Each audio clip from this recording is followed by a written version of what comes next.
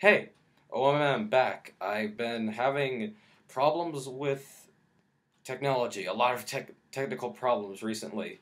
I haven't been able to get, for a few months now, I haven't been able to get any of my videos up on YouTube, which has really annoyed me because I've seen a lot of movies that I haven't gotten to review. Hunger Games, Madagascar 3, well, that probably wasn't worth reviewing, but yeah, there were some other movies, but I haven't got a chance, but recently I got it all fixed and I was asked to review Amazing Spider-Man, and I really wanted to review it because I remember a year ago I talked about how excited I was for it, and I saw it two times, but it's been a while, so I'm gonna try and recall what I saw and what I liked, and I'm gonna try and review it two ways. I'm going to review it as a critic, and I'm gonna review it as a fan. But first as a critic, because I've seen other people's reviews, and mainly they praise it or hate it because either it's closer to the comics or they say it's not exactly like the comics. And you know what? I'm gonna first say it as a fan. I'm okay with it because I want something different. When I want an adaptation, I don't want it 100% accurate to the source material. Like, for example, I don't care. I don't really care if they have a scene with Uncle Ben saying, "Pete, we have Wheaties downstairs for you to eat," which was in the comics, um, or something stupid like that. If they don't have, I don't want. I don't. Well, this would be nice. I don't, but I wouldn't care if they had Flash Thompson calling Peter Puny Parker, or any of that stuff. So I'm going to first review it just as a critic, and then I'll give my fanboy reaction. You should all know Spider-Man's story right now. I'm 99% sure you know who Spider-Man is. Teenager gets bit by radioactive spider, learns with great power comes great responsibility. Yeah. So it's it takes the Christopher Nolan Batman movie route, where they're trying to make it somewhat darker, somewhat more realistic, and it's kind of hard when you know it's Spider-Man and it's Marvel. And they they it's a lot. It's like the Ultimate Comics of Spider-Man. They take I I'm okay with, and I like the Ultimate Comics. I think I haven't read every Spider-Man thing known to man, but I think the only two times I didn't like Spider-Man was the Clone Saga and One More Day. Like One More Day, meh. But I'm okay with Ultimate. So they incorporated the Amazing Spider-Man comic and the Ultimate Spider-Man comic. And, oh my gosh, talking as a fan. All right, first let's go with the acting, and that's how my movie reviews are going to go on right now. We're going to talk about like acting, storytelling, and maybe directing.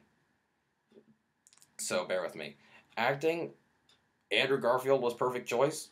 I up until now have not seen him in any film. I thought he was good, really good.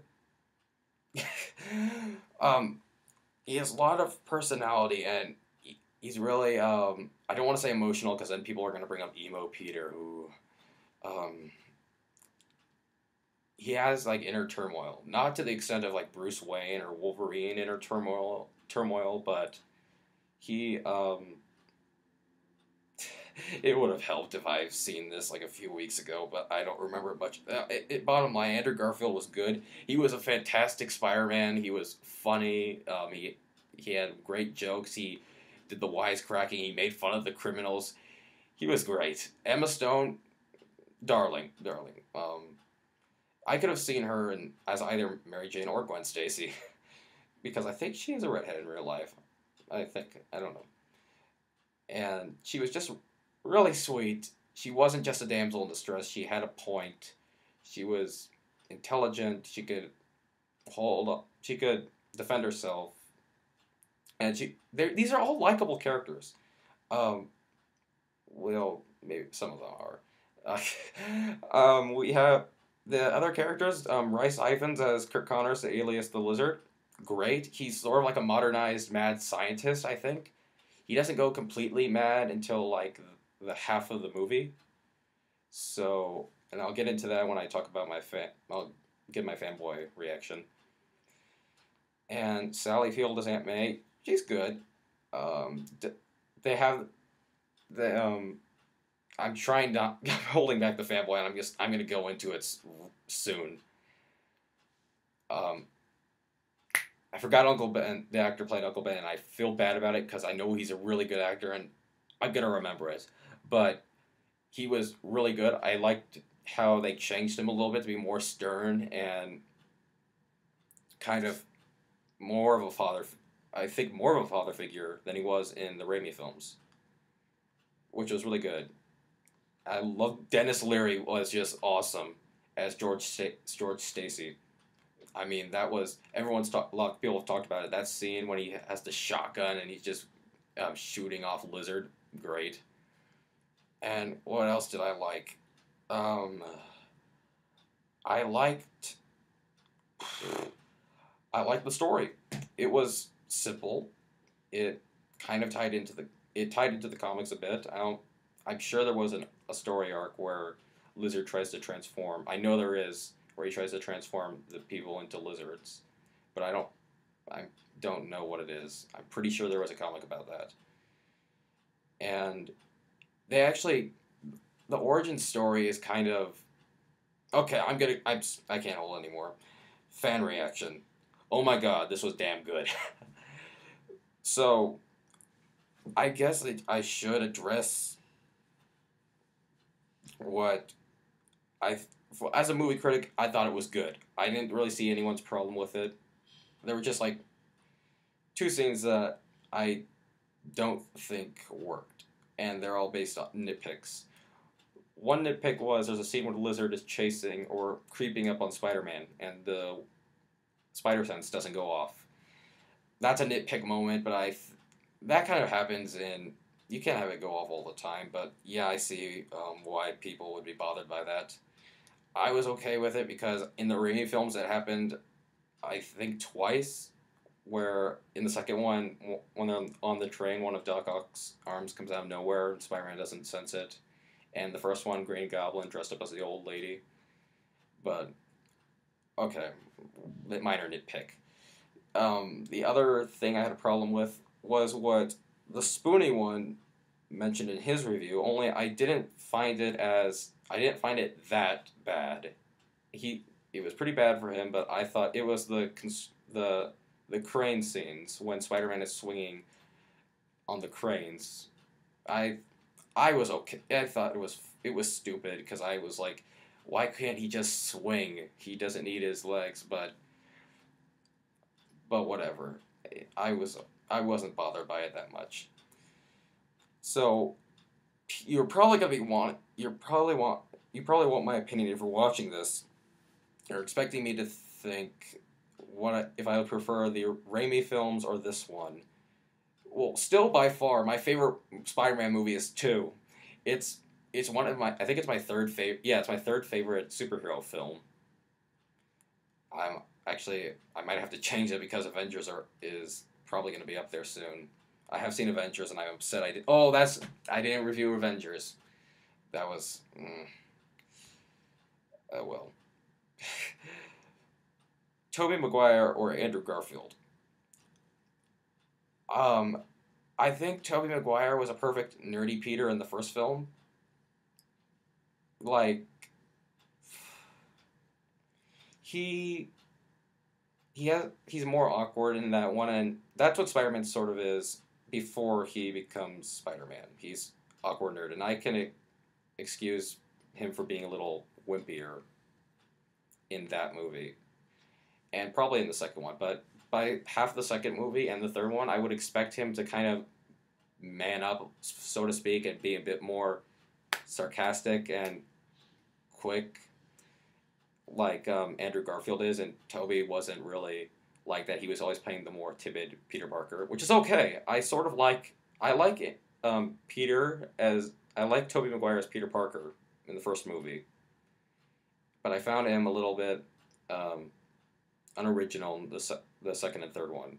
The second one actually I'm okay with a little bit, and I just feel like Toby had like a blank state, like a blank face most. But there, I mean, be fair, there are good scenes where Toby is emotional and shows is really good. Like when he's pissed off at the Goblin for threatening MJ. That I could tell he was angry. When Harry died, I could tell he was depressed. But back to the subject. I like Tobey Maguire as Peter Parker for the most part. And Andrew Garfield did a good job too. But by far, Andrew Garfield is the superior Spider-Man to me. Like because he's quick-witted, he's sarcastic, he's everything Spider-Man was. And I think in the Raimi films, Spidey made like one joke per movie. In the first one, it was like the "It's you who's out, Gobby" joke, and the second one, Doc Ock calls him annoying. He's like, "I have an knack for that." And the third joke was like him confronting Sandman. I'm the sheriff around these parts. But I like Andrew Garfield was perfect, um, perfect Spider-Man. Gwen Stacy, I thought was a better. I'm glad they put her in it. I'm really glad. I thought she was a better better character, better developed, more interesting. And I was glad that we didn't go into the same routine where she's the damsel in distress. I was really happy with that. So I like that better. The Lizard. People complained about his look, but if you look at like the original comic, he's sort of like that. He doesn't have like a big snout or anything. So people were complaining he has to be exactly like the comic. Okay, well he sort of looks the same. I know he. Okay, some people are saying he looks like a Goomba. To be fair, he sort of does, but I didn't find him. That I thought he would. I thought it was a good design. In fact, I think after thinking about it, I think I'm kind of glad they didn't do the snout. I'm kind of happy with a humanoid-looking lizard. But I do have one. Although I love Chris Wright, I loved Rice Iphans as Lizard. I did have one problem, and it was like his Jekyll Hyde kind of stages. At once, it seemed like he goes completely mad scientist eventually. He becomes completely mad scientist. And there's a scene where he's like talking, the good Connors and the bad Connors talking. Why are there always schizophrenic doctors in Spider-Man? Anyway, like I couldn't tell which one was supposed to be good Connor, which one was supposed to be bad Connor. But and I pretty from what I remember of the Lizard comics, he's not like a werewolf or necessarily Jekyll Hyde. Well, he's not like a werewolf because in this one they play him off as a werewolf. Like he transforms back and forth from human to lizard, and I think in the comics he just turns into lizard and you need a cure. But I'm okay with that. I'm totally fine with it. So this is a really short review, and I'm doing it based on what I remember. So I I I thought it was really good. I loved it. I really can't wait to see the second one. If you're gonna see it, don't go right away. There is a scene, not at the end credits, but midway through the credits, and it got me thinking. Um, I I expect J. Jonah Jameson to be in the next one, and I swear it better be J.K. Simmons. I, you know those actors who are in superhero movies who, like, you just know the actors are the character, like Robert Downey Jr. is Iron Man and Hugh Jackman is Wolverine. J.K. Simmons is Jameson, and I better see him in the next movie. It has to be him. I can't picture anyone else, but so I give it um, eight radioactive spiders out of 10. So go see it. This is O.M.M signing out.